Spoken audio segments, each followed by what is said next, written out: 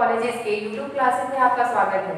आज मैं आपको बीकॉम फर्स्ट ईयर के बिजनेस मैनेजमेंट के बारे में मैनेजमेंट बाय ऑब्जेक्टिव के बारे में बताऊंगी।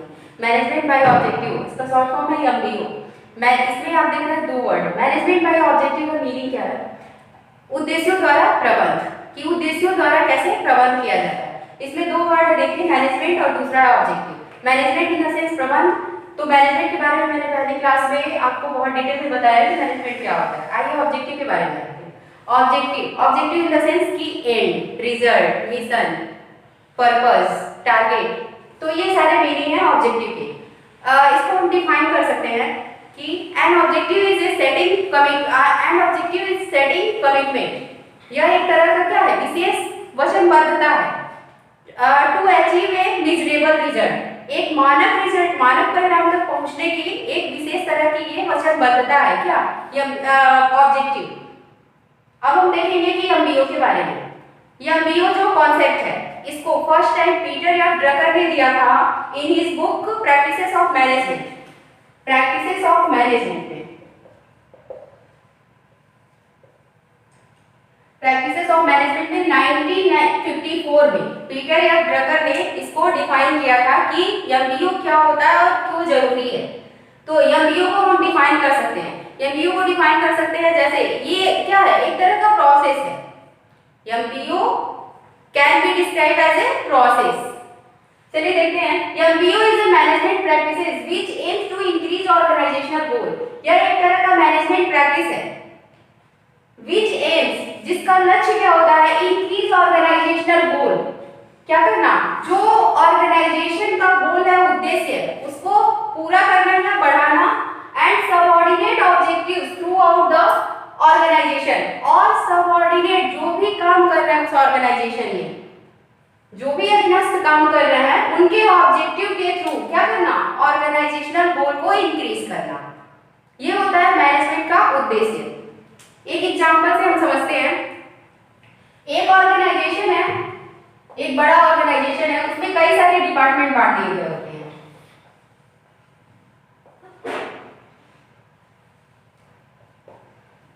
इन सारे डिपार्टमेंट में एक मैनेजर होता है और इस मैनेजर के अंदर कई सारे एम्प्लॉय। तो एक मैनेजर के अंदर 5 एम्प्लॉय हैं और ये जो डिपार्टमेंट है वो क्या है, प्रोडक्शन डिपार्टमेंट है। अगर ये प्रोडक्शन डिपार्टमेंट है तो इसमें एक एम्प्लॉय क्या करेगा, एक एम्प्लॉय ये चेक करेगा कि रॉ मटेरियल कितनी मात्रा में डालना है। दूसरा चेक करेगा कि ये रॉ मटेरियल डाला जा रहा है तो इसकी प्रोसेसिंग कैसे हो रही है। तीसरा एम्प्लॉय चेक करेगा कि क्वालिटी क्या निकल रही है, जो भी प्रोडक्शन हो रहा है उसकी क्वालिटी क्या है।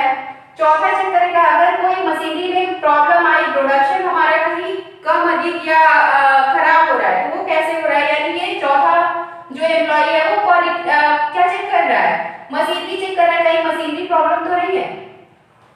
तो ये है प्रोडक्शन डिपार्टमेंट में मैनेजर और एम्प्लॉयों का वर्क डिस्ट्रीब्यूट है। इसमें ये एम्प्लॉय है जिनका वर्क डिस्ट्रीब्यूट है। अब मैनेजमेंट बाय ऑब्जेक्टिव में किया क्या जाता है, यही ऑब्जेक्टिव को डिस्ट्रीब्यूट किया जाता है। इनको एक टारगेट दिया जाता है, एक लक्ष्य दिया जाता है कि आप इस टारगेट को 1 महीने, 1 हफ्ते या 6 महीने, ये स्पेसिफिक टाइम के लिए होता है और लॉन्ग टाइम के लिए कभी नहीं किया जाता। ये उद्देश्य द्वारा प्रबंध लॉन्ग टाइम के लिए नहीं किया जाता, एक स्पेसिफिक टाइम के द्वारा किया जाता है कि अगर कुछ सेल्स बढ़ाने हैं या प्रोडक्शन बढ़ाने हैं तो उसके लिए ये सेट किया जाता है ऑब्जेक्टिव। तो हम इनको टारगेट देते हैं कि 1 महीने में आपको ये प्रोडक्शन इतना बढ़ाना है, तो सबका टारगेट यहाँ फिक्स रहता है। सबका टारगेट यहाँ फिक्स है, यानी सबको अपना उद्देश्य पता है, तो वो ऑर्गेनाइजेशन क्या करेगा, इंक्रीज करेगा। तो इस डेफिनेशन के थ्रू हम यहाँ इस एग्जांपल के थ्रू हम देख सकते हैं कि अगर इस तरह से हम सबके टारगेट को डिफाइन कर देते हैं तो ऑर्गेनाइजेशनल गोल क्या होगा, इंक्रीज होगा। अब देखिए, अगर हम ये नहीं डिफाइन किए हैं कि कौन क्या देखेगा, कौन रॉ मटेरियल चेक करेगा, कौन प्रोसेसिंग देखेगा, कौन क्वालिटी चेक करेगा, कौन मशीनरी में प्रॉब्लम को तुरंत मतलब उसको सॉल्व करेगा। तो अगर हम ऐसा नहीं करते हैं तो किसी को भी अपना ऑब्जेक्टिव पता नहीं है और वो अपने कार्य को सही ढंग से नहीं करेंगे। और इस तरह से अगर ये काम इनका डिस्ट्रीब्यूट है तो इनमें टीम वर्क की भावना भी आएगी और वो काम अच्छे से करेंगे। तो एमबीओ यही बताता है। तो इसको इस तरह से हम डिफाइन कर सकते हैं कि it can be described as a process whereby the superior and subordinate in an organization jointly identify the common goal। इसमें क्या होता है, jointly identify, jointly यानी management and employ, superior and subordinate, इन्हीं में ज्वाइंटली आइडेंटिफाई होता है। इनका जो भी गोल होता है, जो भी लक्ष्य होता है, वो ज्वाइंटली आइडेंटिफाई होता है। और इनमें डिस्ट्रीब्यूट कैसे करते हैं, इनका जो ऑब्जेक्टिव होता है वो क्लियरली डिफाइन होता है और इसमें इनकी एग्री बहुत ही जरूरी, इनकी सहमति बहुत ही जरूरी होती है। एमबीओ में इनकी सहमति के अकॉर्डिंग इनको ऑब्जेक्टिव दिया जाता है, इनके जॉब से रिलेटेड ऑब्जेक्टिव दिया जाता है। फिर इनका परफॉर्मेंस अप्रेजल होता है, यानी जो भी कार्य कर रहे हैं उनका मूल्यांकन किया जाता है कि ये कितना कार्य किए और अगर ये जो ऑब्जेक्टिव सेट है उससे कम किए तो क्यों किए। जैसे किसी का काम है पैकेजिंग करना और वो पैकेजिंग कर रहा है और पैकेजिंग में मान लीजिए उनको दिया गया 50 पैकेट बनाना आज, तो 50 पैकेट की जगह 40 बना, तो वो क्यों बना, क्यों कम हुआ। तो जो भी जिस तरह की समस्याएं उसको आई तो उसको दूर करना। अगर वो मोटिवेटेड नहीं है, डिमोटिवेटेड है, तो उसको मोटिवेट करना, उसको मॉनेटरी फॉर्म में, नॉन मॉनेटरी फॉर्म में उसको मोटिवेट करना। तो ये है एमबीओ।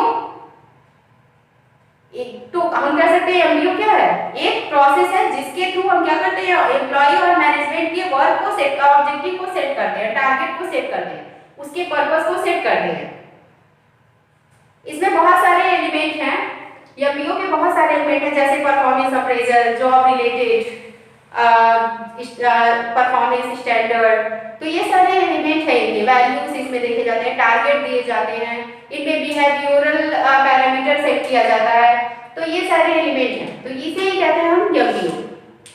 नेक्स्ट हम आते हैं कैरेक्टरिस्टिक्स ऑफ एमबीओ के, कि क्या विशेषताएं हैं एमबीओ के, लक्षण, फीचर्स और कैरेक्टरिस्टिक्स ऑफ एमबीओ, इसके क्या लक्षण या विशेषताएं हैं।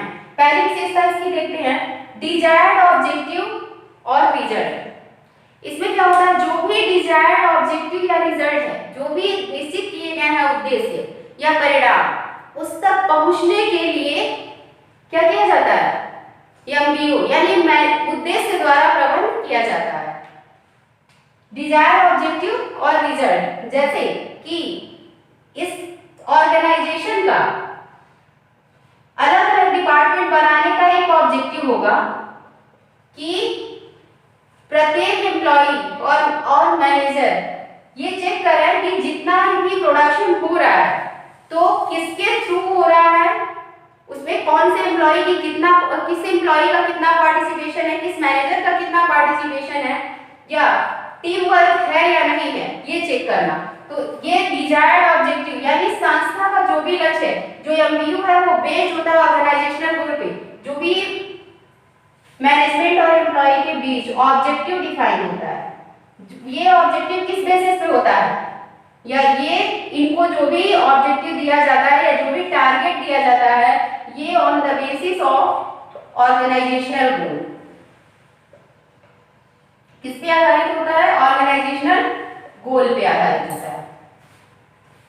नेक्स्ट है हमारा परफॉर्मेंस स्टैंडर्ड। इसमें क्या होता है, एक निश्चित स्टैंडर्ड तय किया जाता है कि आपको इतना प्रोडक्शन करना है या इतना सप्लाई करना है या इतना मार्केटिंग करना है या इतनी मात्रा में प्रोडक्शन करना है या आपको कंपटीशन को इतना बीट करना है। तो इसमें क्या किया जाता है, एक स्टैंडर्ड फिक्स किया जाता है कि इतना आपको करना है। स्टैंडर्ड यानी कह सकते हैं एक मानदंड तैयार किया जाता है, एक मानक तैयार किया जाता है कि किसी भी एम्प्लॉय को जॉब से रिलेटेड ऑब्जेक्टिव है तो इतना उसको काम करना है, और यही चीज परफॉर्मेंस अप्रेजल में चेक किया जाता है। परफॉर्मेंस अप्रेजल यानी मूल्यांकन किया जाता है कि वह इस स्टैंडर्ड के थ्रू वर्क किया या नहीं किया। जो भी स्टैंडर्ड तय था, जो भी मानक आधारित था, उसके थ्रू वो काम किया या नहीं किया। यानी 50 पैकेट बनाना था तो 50 पैकेट बनाया या नहीं बनाया, नहीं बनाया तो क्यों नहीं बनाया। नेक्स्ट है हमारा कंट्रोल इंफॉर्मेशन। कंट्रोल इंफॉर्मेशन में, कंट्रोल इंफॉर्मेशन यानी सूचनाओं पर नियंत्रण। जब मैनेजमेंट को रॉ मटेरियल से रिलेटेड सूचनाएं आसानी से मिल जाएंगी, इस एम्प्लॉय से प्रोसेसिंग से रिलेटेड सूचनाएं आसानी से मिलेंगी, तो ये मैनेजर अपने डिपार्टमेंट की जो भी कमियां हैं उनको ऑर्गेनाइजेशन के ऑनर तक या मैनेजमेंट तक आसानी से पहुंचा सकेगा। यानी अगर उसको सूचनाएं आसानी से मिलेंगी तो वो सूचना जो भी प्रॉब्लम है उसकी सूचना, जो भी समस्याएं हैं उसकी सूचनाएं, तो उसके बारे में डिसीजन मेकिंग टाइम से हो सकेगा और उसको उस प्रॉब्लम का सॉल्यूशन आसानी से मिलेगा। तो इस तरह से क्या होगा, कंट्रोल इंफॉर्मेशन कैसे होगा, जब तक हम ऑब्जेक्टिव सेट नहीं करेंगे, हर एक एम्प्लॉय का ऑब्जेक्टिव या टारगेट उसका सेट नहीं करेंगे, तो तब तक हमको प्रॉब्लम का पता नहीं चलेगा ऑर्गेनाइजेशन के अंदर, और जब तक प्रॉब्लम का पता नहीं चलेगा ऑर्गेनाइजेशन के अंदर तब तक उसको हम सॉल्व नहीं कर सकते। तो इसलिए कंट्रोल इंफॉर्मेशन ये इसके कैरेक्टरिस्टिक्स है एमबीओ के, की एक विशेषता है कि इससे सूचनाएं आसानी से समय समय पर मिलती रहती हैं। नेक्स्ट है हमारा फंक्शनल ऑब्जेक्टिव, जो भी क्रियात्मक उद्देश्य है, जो भी कार्य हो रहे हैं ऑर्गेनाइजेशन में उससे रिलेटेड, कार्य से रिलेटेड सभी जानकारी, सभी सूचनाएं मैनेजमेंट को आसानी से मिल जाती हैं एमबीओ के अनुसार। एमबीओ में क्या होता है, ऑब्जेक्टिव सेट रहता है, ऑब्जेक्टिव किसका क्या ऑब्जेक्टिव है, किसका क्या कार्य है, किस जॉब से रिलेटेड कार्य है, तो वो अपने जॉब से रिलेटेड ऑब्जेक्टिव को आसानी से पूरा करता है। अगर आसानी से नहीं पूरा कर रहा है, परफॉर्मेंस अप्रेजल में ये चेक हो जाता है, मूल्यांकन किया जाता है कि वह कार्य किस तरीके से कर रहा है। अगर उसमें कोई भी असावधानी या किसी भी तरह की समस्या आती है तो उसको क्या किया जाता है, सॉल्व किया जाता है। नेक्स्ट है हमारा टीम स्पिरिट। इसमें क्या टीम की भावना होती है, यानी मैनेजमेंट और एम्प्लॉय के बीच रिस्पांसिबिलिटी जो होती है वो डिवाइड होती है, इक्वल डिवाइड होती है। तो इक्वल डिवाइड होती है रिस्पांसिबिलिटी, तो इनके बीच क्या होता है, टीम भावना होती है, मिलकर काम करते हैं। ये किसके द्वारा संभव है, एमबीयू के द्वारा, मैनेजमेंट बाय ऑब्जेक्टिव के द्वारा, उद्देश्यों द्वारा प्रबंधन, क्योंकि सबको अपना उद्देश्य पता है कि क्या करना है, सबका ऑब्जेक्ट सेट है, सबका टारगेट सेट है, तो इनमें क्या होती है, टीम की भावना जागृत होती है। स्पिरिट ऑफ रिस्पांसिबिलिटी सेम यही चीज, इनमें क्या होती है, रिस्पांसिबिलिटी डिवाइड होती है और ये रिस्पांसिबिलिटी उनकी सहमति के अनुसार डिवाइड की जाती है, एक स्पेसिफिक टाइम के अकॉर्डिंग डिवाइड की जाती है। मतलब स्पेसिफिक टाइम होगा और इनका उद्देश्य भी जो भी है, रिस्पांसिबिलिटी अगर इक्वल डिवाइड है तो ये क्या करेंगे, काम सही ढंग से और सही समय पर करेंगे। नेक्स्ट है मोटिवेशन। इसमें क्या होता है, एमबीयू में नॉन मॉनेटरी और मॉनेटरी फॉर्म में मोटिवेशन फैक्टर डिवाइड होते हैं कि किस तरह से किस एम्प्लॉय को हमको मोटिवेट करना है। उनको मॉनेटरी फॉर्म में मोटिवेट करना है, जैसे बोनस देकर, उनकी सैलरी बढ़ाकर या इंसेंटिव देकर, या उनको क्या शाबाशी देकर या उनको डराकर, इस तरह से कैसे उनको अपने ऑब्जेक्टिव तक पहुंचाना है कि वो अपने ऑब्जेक्टिव को पूरा कर सकें। तो इस तरह से उनको मोटिवेट करते हैं, किसमें, मैनेजमेंट बाय ऑब्जेक्टिव में। तो ये है इनके कैरेक्टरिस्टिक्स ऑफ एमबीओ। नेक्स्ट हम अगले क्लास में पढ़ेंगे, तब तक के लिए थैंक यू।